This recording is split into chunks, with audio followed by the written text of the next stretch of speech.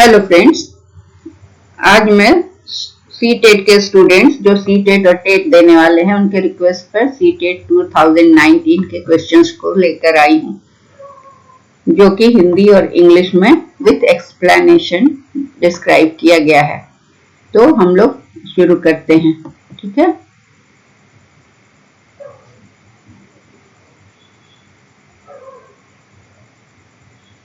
तो ये C TET 2019 का क्वेश्चन है, जिसको कि हिंदी और इंग्लिश दोनों मीडियम के स्टूडेंट्स के लिए तैयार किया गया है और इसमें सबों का ध्यान रखा गया है, दोनों तरह के स्टूडेंट्स का, ठीक है। तो हम शुरू करते हैं। पहला क्वेश्चन है, the development from central part of the body towards peripheries of extremities denotes the principle of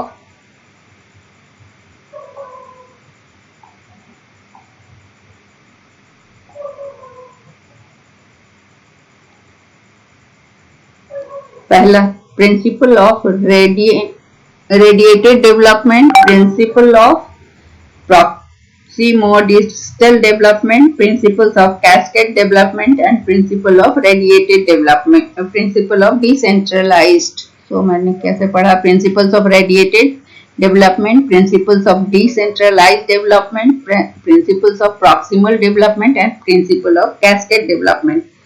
So motor development is in the human body. जो होता है मोटर डेवलपमेंट, मतलब माइंड और बॉडी का कोऑर्डिनेशन जो होता है, ये हैपहैज़ार्ड नहीं होता है। ये it follows a sequence, definite sequence, जो कि हर व्यक्ति में अलग अलग होता है, ठीक है। तो ये जो होता है अलग अलग क्यों होता है? क्योंकि हर व्यक्ति का टाइमिंग और डिग्री जो होता है डेवलपमेंट का, वो अलग होता है। तो first of all we have to study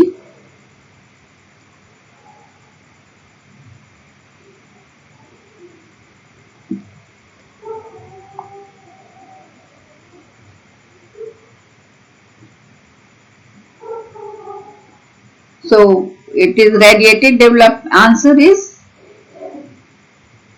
we have to explain that answer only because it will become very lengthy otherwise. So answer is proximodistal development. Okay. So what is proximodistal development? I will explain that so that you can understand. Let me change the color first because it is not visible. So answer is principles of proximodistal development.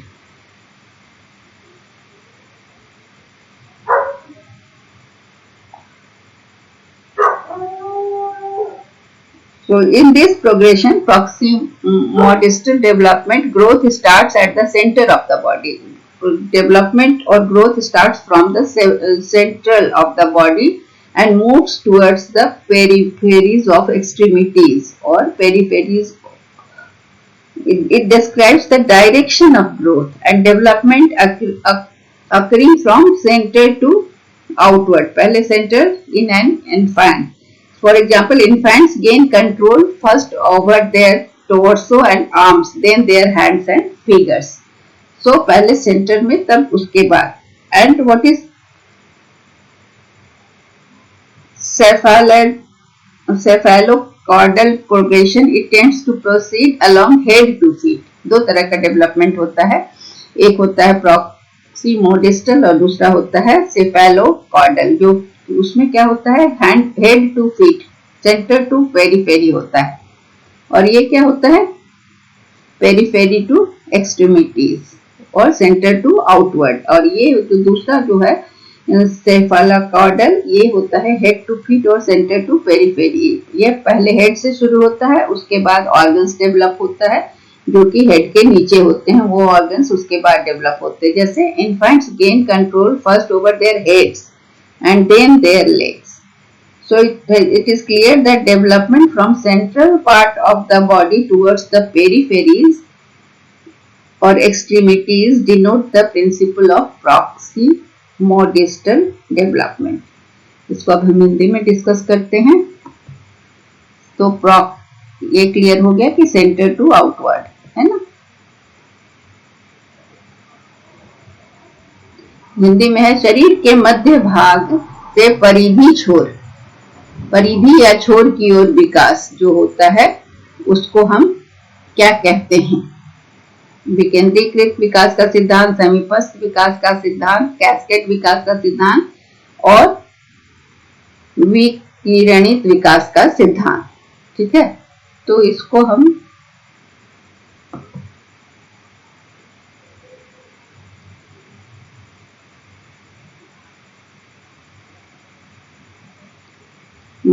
मानव शरीर का विकास जो है वो बेतरतीब ढंग से नहीं होता है ना।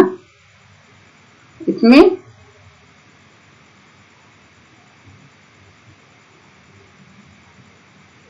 शरीर का विकास जो होता है केंद्र से शुरू होकर परिधि और छोर की ओर बढ़ती है, इसलिए शिशु केंद्र से बाहर की ओर होने वाली वृद्धि और विकास की दिशा का वर्णन करता है। शिशु पहले अपने धड़ और बाहों पर और फिर अपने हाथों और उंगलियों पर नियंत्रण हासिल करता है। ठीक है, तो इसको हम कहते हैं समीपस्थ विकास का सिद्धांत। इंग्लिश में प्रॉक्सिमोडिस्टल होता है और हिंदी में समीपस्थ। अगला क्वेश्चन है,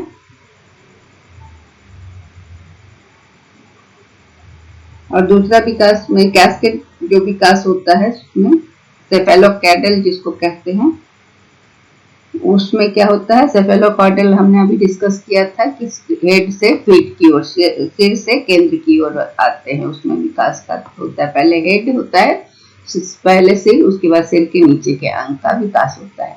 अगला क्वेश्चन है school. School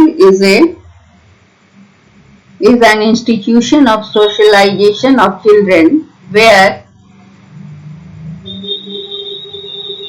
school children occupy central position. School activities occupy central position. School teachers occupy central position. School activities,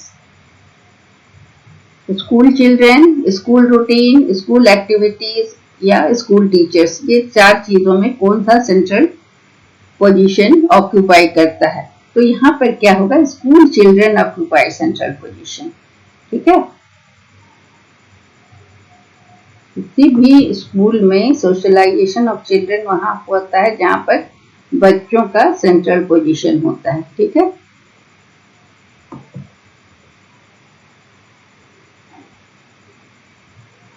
socialisation क्या होता है? Socialisation is a process by which an individual becomes a member of society through interaction. When a person interacts with other people, then socialization starts. So its purpose is to prepare individuals for future roles. So socialization is a lifelong process. Wherever you go, from birth to adulthood, you socialize, you meet people, interact with them, and it is all the process of socialization. So a school is a place which is designed to provide an adequate learning environment. So school is child centered. So school institutions, in the school institutions, students occupy central position. So answer is 1. अब इसको हम हिंदी में भी देख लेते हैं। School बच्चों के समाजीकरण की एक संस्था है जहां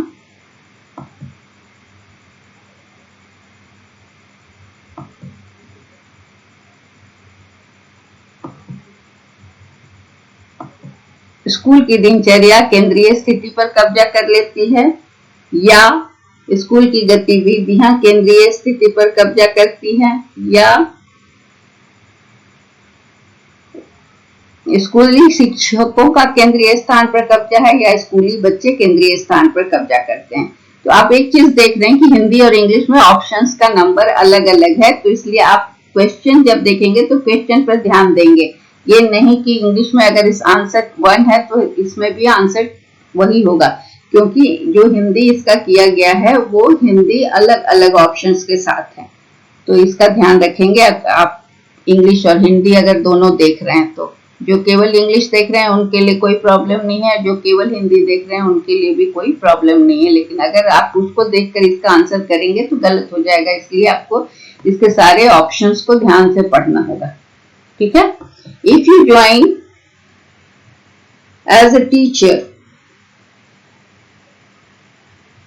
fraternity and chooses to dress like most of the others in your group, you are exhibiting group identity, obedience, compliance, or conformity. So you have to see the options correctly and verify. So it is, what is it? You are exhibiting conformity.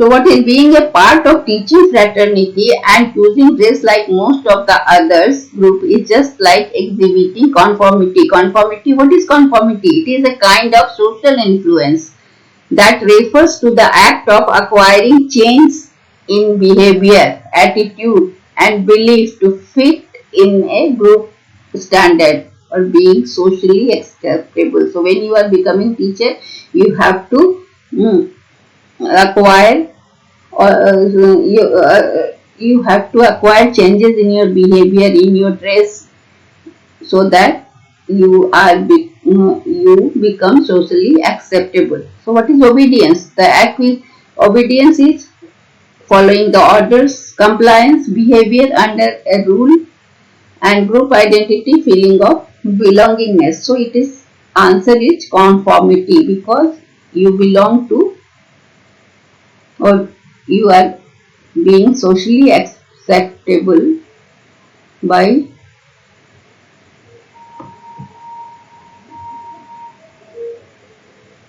following the dress code. So यदि आप एक शिक्षक बिरादरी में शामिल होते हैं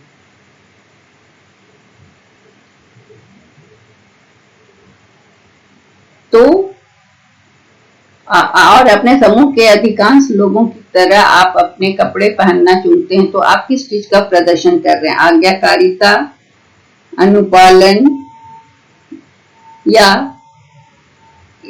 आज्ञाकारिता या किसी, यहाँ पर अनुपालन दोनों में नहीं होगा, यहाँ होगा आदेशों की स्वीकृति। ओबीडियंस है ना, आदेश की स्वीकृति। नंबर 2 ऑप्शन हो गया, आदेशों की स्वीकृति। तीसरा अनुपालन और चौथा समूह की पहचान। तो क्या है कि शिक्षार्थियों को अनुपालन, यहाँ पर ये इसका आंसर होगा कॉन्फॉर्मिटी, अनुपालन। शिक्षार्थियों के व्यवहार को ढालने में शिक्षक की भूमिका महत्वपूर्ण होती है। तो ये शिक्षक बिरादरी का हिस्सा होना, समूह के अधिकांश लोगों की तरह कपड़ा पहनना, इससे क्या होगा कि आप अनुरूपता प्रदर्शित करें। अनुरूपता का मतलब है कि एक प्रकार का सामाजिक प्रभाव है, जो एक समाज का जो मानक है उसमें आप फिट हो जा रहे हैं। समाज के रूप, सामाजिक रूप से स्वीकार होने के लिए ये व्यवहार और विश्वास में परिवर्तन, कपड़ों में और कपड़ों का वैसा ही कपड़ा पहनना, जो कि वैसे सारे लोग एक जैसे पहन रहे हैं। क्योंकि आप लोगों से अलग हटकर अगर दिखेंगे तो बच्चों को आपको एक्सेप्ट करने में दिक्कत होगी एज ए टीचर। जैसे सब टीचर हैं वैसे ही आपको भी ड्रेसिंग करना होगा, ड्रेसिंग सेंस रखना होगा। अगला क्वेश्चन है, the concept of object permanence is attained during Piaget's stage of sensory motor development.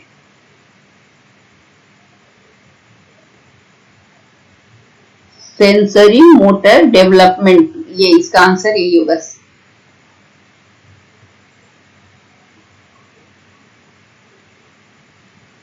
Sensory motor development.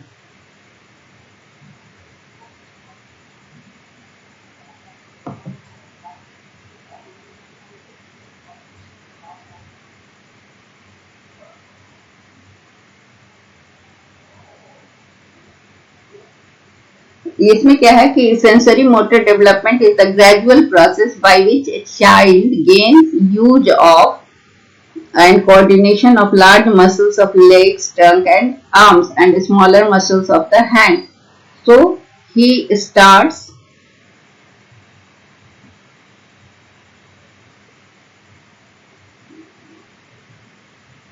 new awareness through sight, touch, smell.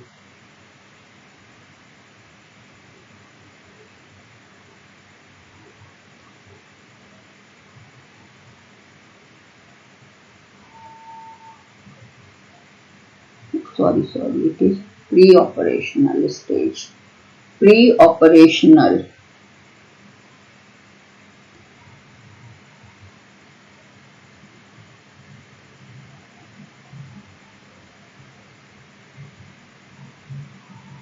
Permanence of object is attained in Piaget development.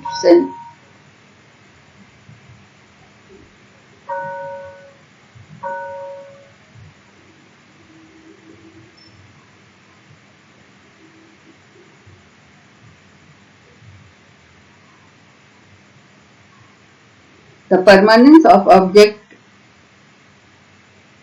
describes the child's ability कि जब वस्तु का स्थायित्व जिसको हम हिंदी में कहते हैं वो यह क्षमता है कि भले ही वस्तु का अस्तित्व उनको बना रहता है बच्चों को मतलब वो आप देख नहीं सकते कोई भी वस्तु दृष्टि से छिपी है लेकिन वो पियाजे का कहना है कि सेंसरी मोटर चरण में बच्चे प्रारंभिक शैशवावस्था में बच्चों को ये नहीं पता समझ में आता है तो इसमें क्या होता है कि वो अदृश्य होने पर भी उनको समझने की शक्ति होती है तो इससे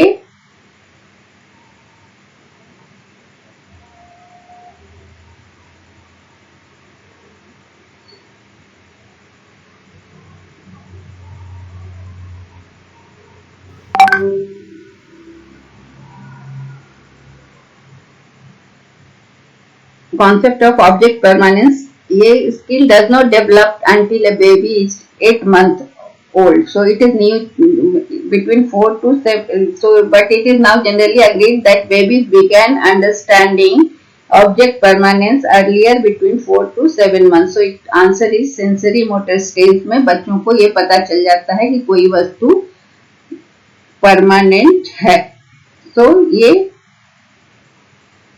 स्टेज जो होता है इस स्टेज को हम सेंसरी मोटर स्टेज के नाम से जानते हैं ओके इसका हिंदी नहीं मिला क्वेश्चन इसलिए इसको हिंदी में नहीं दिया गया लेकिन वस्तु के स्थायित्व इसको हिंदी में हम समझ लेते हैं कि वस्तु स्थायित्व का कॉन्सेप्ट बच्चों में कब पैदा होता है तो ये कौन सा स्टेज में पैदा होता है सेंसरी मोटर स्टेज में पैदा होता है तो sensory motor stage sensory motor stage को हिंदी में कहते हैं संवेदी पेशीय अवस्था इसको हम संवेदी पेशीय अवस्था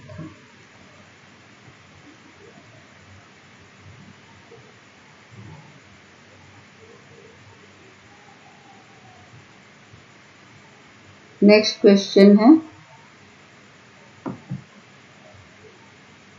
इस क्वेश्चन का हिंदी नहीं मिल पाया था इसलिए ये इसका आंसर मैंने हिंदी में लिख दिया अब हम अगला क्वेश्चन की ओर बढ़ते हैं क्वेश्चन नंबर 5 इसमें है individualised education individualized education program is planned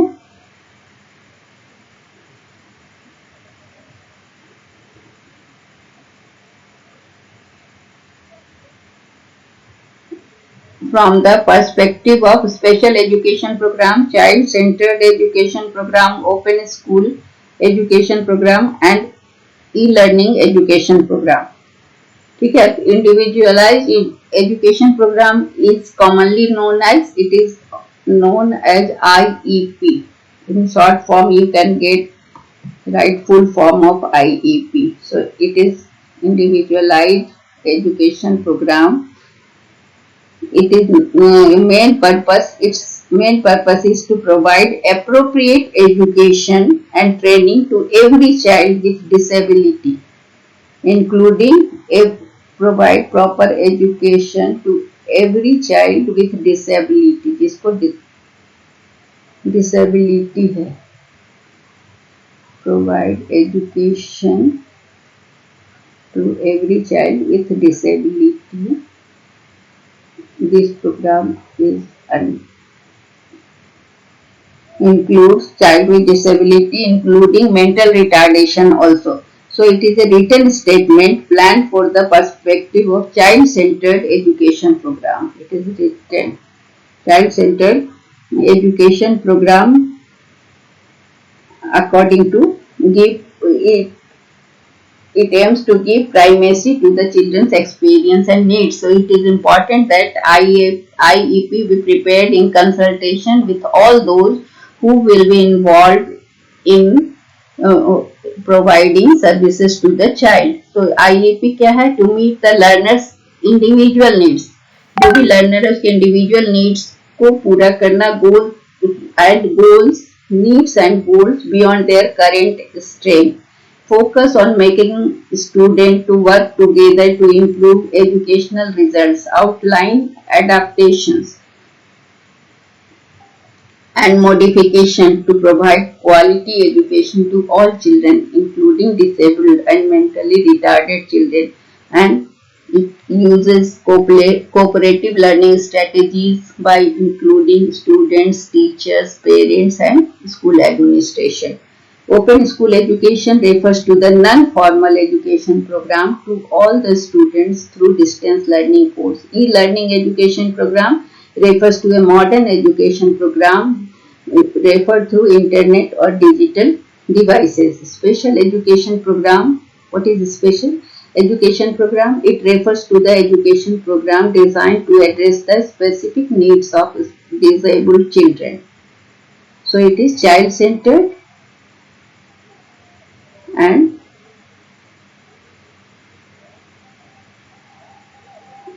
so its answer is child-centered education program. Now we come to the Hindi medium question of this.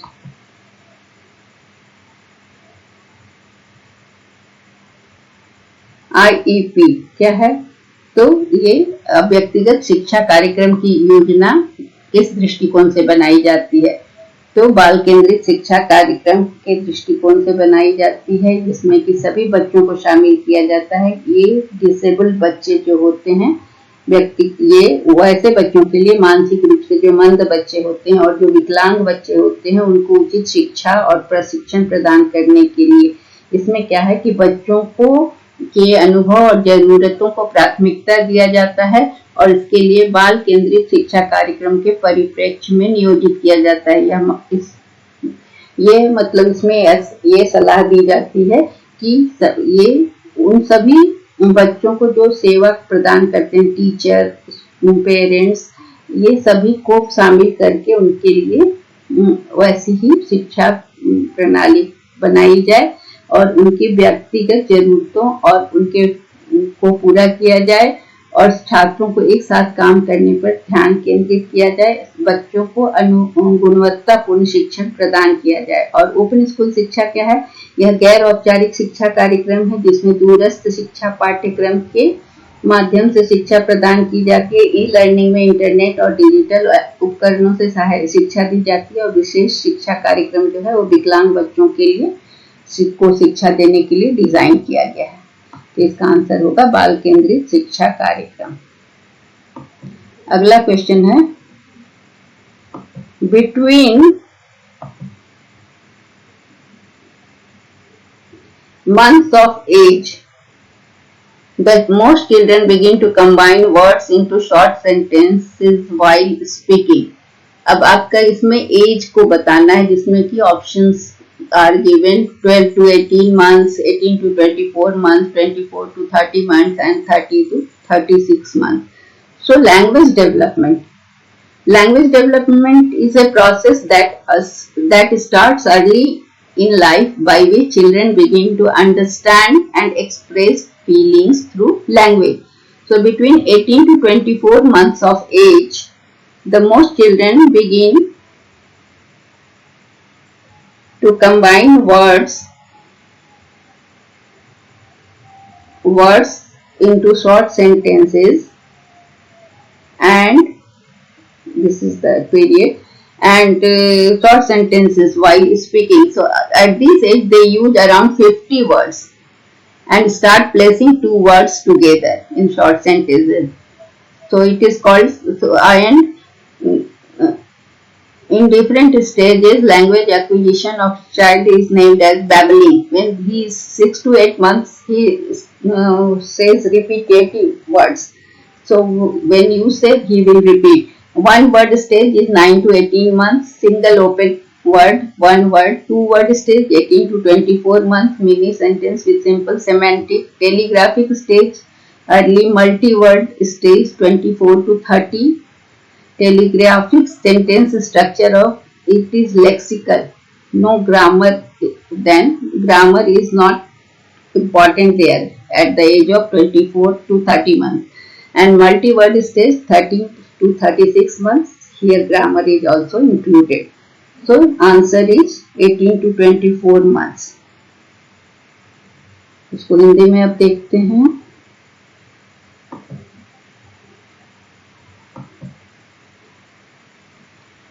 इस उम्र के बीच, महीने की उम्र के बीच अधिकांश बच्चे बोलते समय शब्दों को छोटे छोटे वाक्यों में जोड़ते हैं. तो सही उत्तर है 18 to 24 मंथ, जिसमें बच्चे दो शब्द को जोड़कर बोल पाते हैं.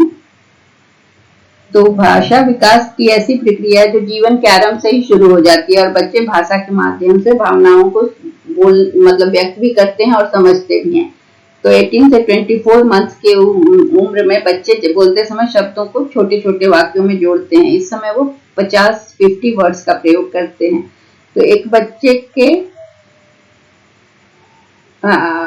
भाषा अधिग्रहण में बहुत सारे समय आता है. पहला तो होता है कि वो बैबलिंग करता है, बड़बड़ाता है, कुछ भी सुनता है. 6-8 महीनों में दोहराता है. एक शब्द का चरण आता है 6 से 8 में. 9 से 8 ओपन उसमें शब्द और 2 शब्द का चरण 18 से 24. फिर 24 से 30 महीने में वो बहुत सारे वर्ड को जोड़ता है, लेकिन यहाँ ग्रामर उसका सही नहीं होता. और बाद में वह फिर 30 महीना से ऊपर का होता है तो ग्रामर भी उसका सही होने लगता है. ठीक है. तो ये हो गया छठा क्वेश्चन, जिसका आंसर है 18 to 24 मंथ्स. अगला क्वेश्चन है,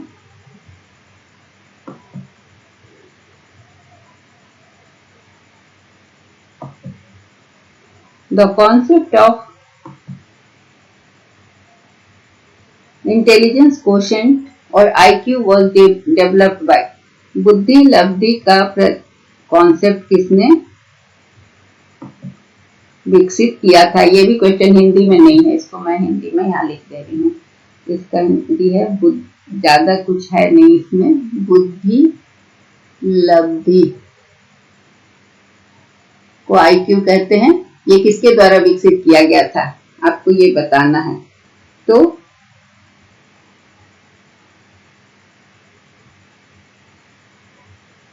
बुद्धि लब्धि या IQ test intelligence quotient was developed by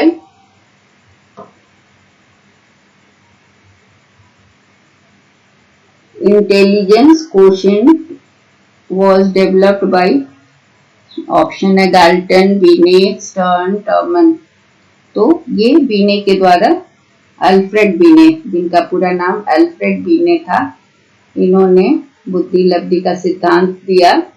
मैं हिंदी में भी इसीलिए बोल दे रही हूँ. ने सबसे पहले बुद्धि लब्धि का टेस्ट बनाया था. उनसे इसलिए उन्हें फादर ऑफ इंटेलिजेंस टेस्ट भी कहा जाता है. जनक, बुद्धि लब्धि परीक्षण का जनक कहा जाता है.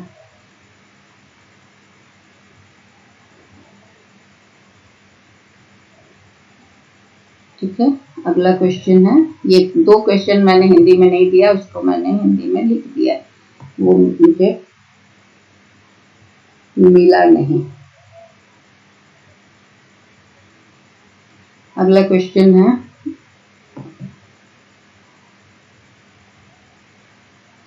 creativity is thought to be related to the concept of fluid intelligence, crystallized intelligence, convergent thinking and divergent thinking। मेरा thinking पर भी वीडियो है और intelligence पर भी वीडियो है। आप अगर if you go through them, you will know all the terms which is given here: crystallized, convergent, divergent and fluid intelligence। So thinking, what is thinking? Thinking is a base of all cognitive activities. Whatever learning activities are being done, so all are based on thinking. So it is unique to human beings. Only human beings can think. Animals cannot think. And creativity, what is creativity? Creativity refers to the cognitive ability to produce something original, something novice, something novel by offering fresh perspective. Creativity is a goal-directed thinking which is novel, useful and unusual. So it is related to the concept of divergent thinking. Divergent thinking is a way of solving problems by more than one approach. When you give the many answers of a question, then it is called divergent thinking. An act of working with open-ended questions using creativity and ingenuity is divergent thinking. Divergent thinking is a process which includes brainstorming, imagination, out of the box thinking. So there is no limitation. Whatever new idea comes to your brain and you put forth it is divergent thinking. The ability possessed by people who are creative, persistent and imaginative can do divergent thinking. So divergent thinking is giving new ideas. It is related with creativity. It is called out of box thinking. So whatever is limited to one, so you think out of that. So your imagination goes beyond the limitation of the word. So open-ended question is one which can't be answered in yes or no, rather requires a full answer with proper explanation. So now we learn fluid intelligence. What is fluid intelligence? It is inherited ability. Fluid intelligence is inherited ability which enhances the child's ability to think and resolve a problem. Convergent thinking, crystallized intelligence is an acquired knowledge. It is inborn, inherited and it is acquired. Acquired intelligence, ability, acquired ability to follow up logical steps to arrive in a solution and convert. It is an acquired knowledge that helps to relate previously known or previously learned knowledge to solve a problem. And convergent thinking. What is convergent thinking? It refers to an ability which relates to following up logical steps to arrive one solution. So it leads to one solution, convergent. And it is and divergent gives many solutions. Many solutions, that is out of box. Okay, so it is divergent thinking. Answer is divergent thinking. अब इसके हिंदी पे चलते हैं।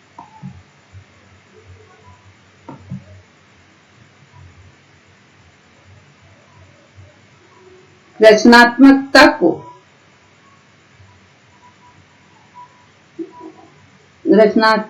को किसकी अवधारणा से संबंधित माना जाता है? इसमें ऑप्शन है क्रिस्टलीकृत बुद्धिमत्ता या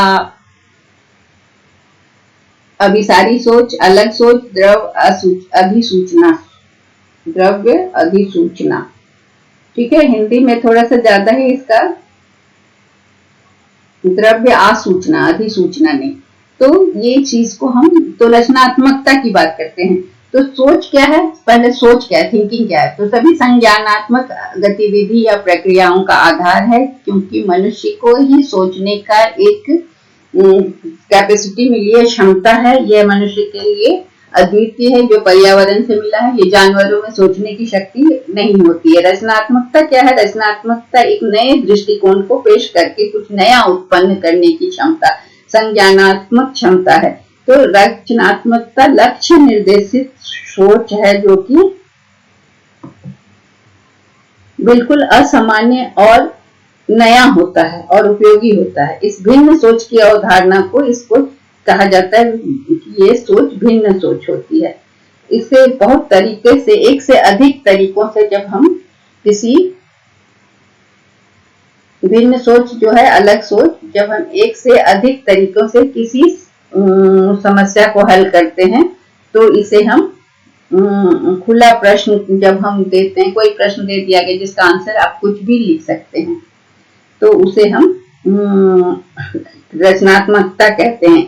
इसमें विचार मंथन, लीक से हटकर सोचना शामिल होता है। यह क्षमता उन लोग के पास होती है जो रचनात्मक होते हैं, कल्पनाशील होते हैं।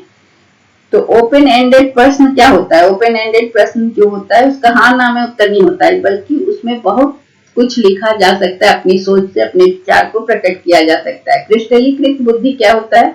क्रिस्टलीकृत बुद्धिमान ये होता है एक अर्जित ज्ञान है, जो किसी समस्या को हल करने के लिए पहले से जो सीखा हुआ कौशल है उसको उपयोग करके हम उसको सॉल्व करते हैं।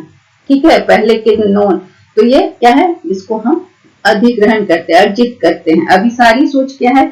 जो एक समाधान पर पहुंचने में मदद करता है। अभिसारी सोच एक समाधान पर पहुंचने में मदद करता है, एक ही आंसर। और अलग सोच में हम कई समाधान सोचते हैं। और द्रव्य आसूचना केंद्र है, जो कि विरासत में मिलती है। ये जेनेटिक होता है, विरासत में मिलती है। ठीक है, और समस्या को हल करने की क्षमता बच्चे की बढ़ाती है। तो इसका आंसर क्या है? अलग सोच, जिसको हम कहते हैं डाइवर्जेंट थिंकिंग। अगला क्वेश्चन है question number 9। The acceptable sound combination of language are specified in its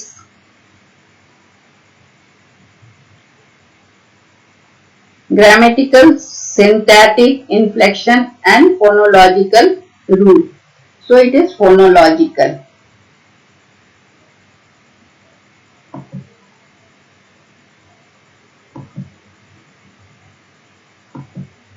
Answer is phonological. So what is acceptable sound combination of a long language are specified in its phonological rule. Phonological क्या होता है? Phonology क्या है? Phonology is a branch of linguistics that deals with system of sound, including phonetics within a language or between different language. How a letter or word can be pronounced. So it is called phonological.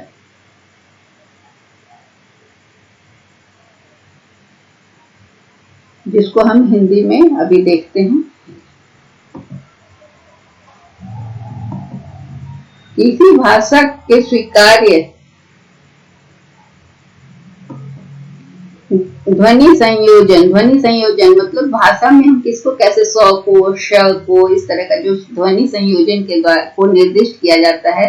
तो किसी भाषा के स्वीकार्य ध्वनि संयोजनों को, ध्वनि संयोजन इसके किसमें ये लाइन रिपीट हो गया, इसके किस नियमों में संदृष्ट है?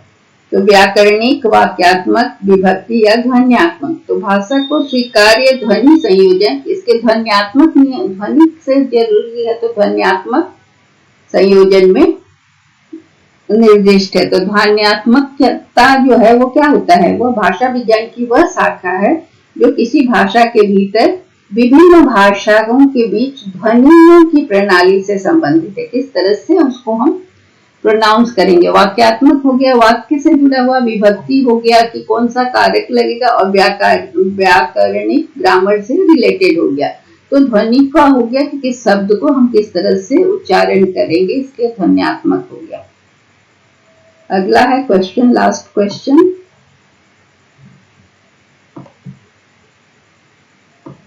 The position where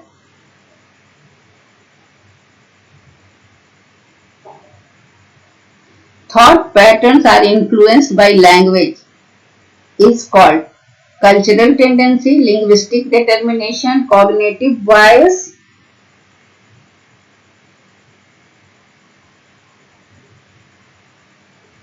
or socio-linguistic genesis. Then answer is cultural tendency. The position where thought patterns are influenced by language. So cultural tendency influences the thought pattern.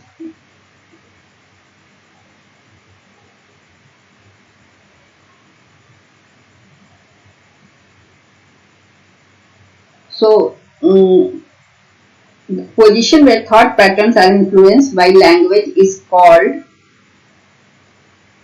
it is called linguistic determination, not cultural tendency. The question is where thought pattern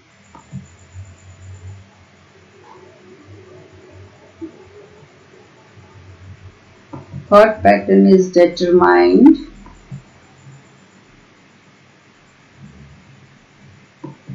question number 10.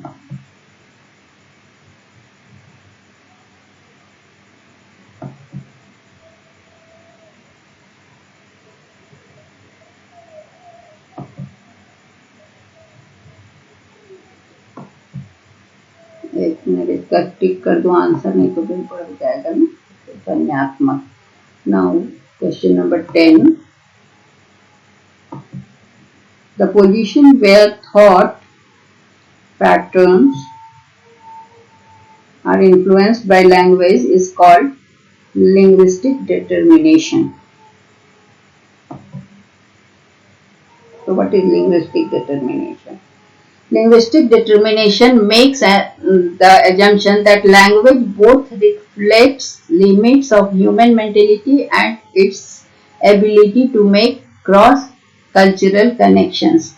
So it refers to the position. Linguistic determination refers to the position where thought patterns are influenced by language.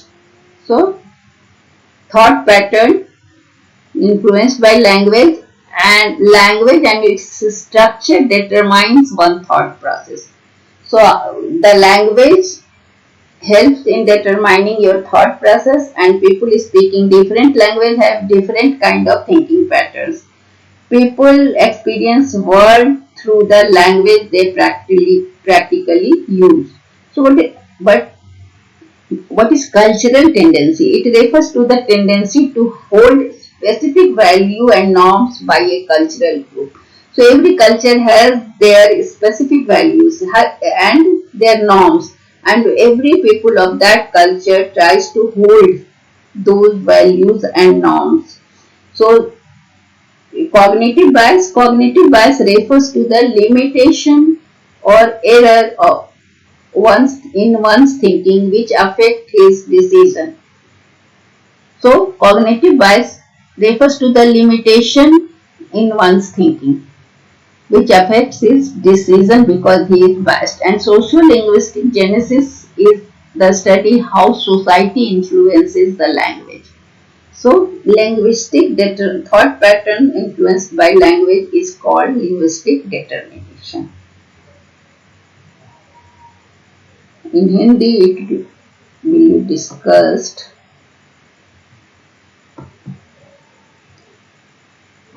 वह स्थिति जहां विचार pattern भाषा से प्रभावित होते हैं उसे क्या कहते हैं? भाषाई निर्धारण, संज्ञानात्मक पूर्वाग्रह, समाज शास्त्रीय उत्पत्ति और सांस्कृतिक प्रवृत्ति। तो आंसर तो हमारा होगा भाषाई निर्धारण, लिंग्विस्टिक डिटर्मिनेशन, जो इंग्लिश में था, है ना। अब इसको हम समझें कि भाषा विज्ञान का निर्धारण जो है, भाषाई निर्धारण एक धारणा बनाता है कि भाषा मानव की मानसिकता और दूसरे संस्कृति से संबंध बनाने की क्षमता को दर्शाता है। कि भाषा से मनुष्य की मानसिकता भी निर्धारित होती है और भाषा से दूसरे संस्कृति से संबंध बनाने की क्षमता भी निर्धारित होती है। वह इस स्थिति को बताती है जहां विचार भाषा से प्रभावित होते हैं। भाषा और उसकी संरचना किसी व्यक्ति के विचार को बनने की प्रक्रिया को निर्धारित करती है। इसीलिए कहा जाता है कि अलग अलग व्यक्ति, भाषा बोलने वाले की सोच अलग अलग होती है। लोग दुनिया को उस भाषा के माध्यम से अनुभव करते हैं जिस भाषा का वो प्रयोग करते हैं। जैसे हम हिंदी बोलते हैं तो हम हिंदी में दुनिया को अनुभव करते हैं, या हमारी सोच जो होती है वो हिंदी भाषा की होती है। इंग्लिश वालों की सोच इंग्लिश भाषा के हिसाब से होती है। संज्ञानात्मक पूर्वाग्रह क्या होता है कि किसी की सोच में जो त्रुटि होती है और वो त्रुटि उसके निर्णय को प्रभावित करती है, तो त्रुटि को संदर्भित करता है या बताता है। सोच, किसी की सोच में का कितनी सीमा है, वह कहाँ तक सोच सकता है, इसको बताता है। और वो अगर वहीं तक सोच सकता है तो उसका निर्णय भी उसी से प्रभावित होती है। मतलब कोई बहुत एडवांस नहीं सोच पाता है। बहुत आप देखते हैं कुछ लोग, संज्ञानात्मक पूर्वाग्रह में क्या होता है, कुछ लोगों की सोच छोटी होती है, कुछ लोग बड़े उदारवादी सोच के होते हैं। तो जैसा उनका सोच होता है वो उनके निर्णय को प्रभावित करता है।